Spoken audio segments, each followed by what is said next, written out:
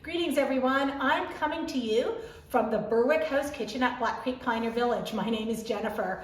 So what we're going to be doing this winter is something that's a lot of fun. We're inviting you to join us in a historic recipes baking challenge, or shall I say receipts. That's what recipes were called in the 19th century.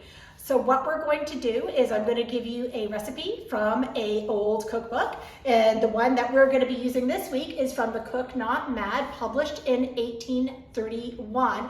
And I want all of you to see if you could replicate this recipe, or maybe you're going to adapt it slightly in your own kitchens. So here is the recipe, and the recipe we're making is called Jumbles.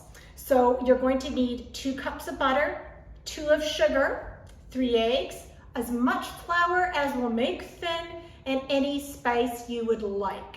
As you notice, that's it. Those are the instructions. Can you figure it out? Can you see what it is that you need to do in order to make a recipe like this? Good luck, everyone.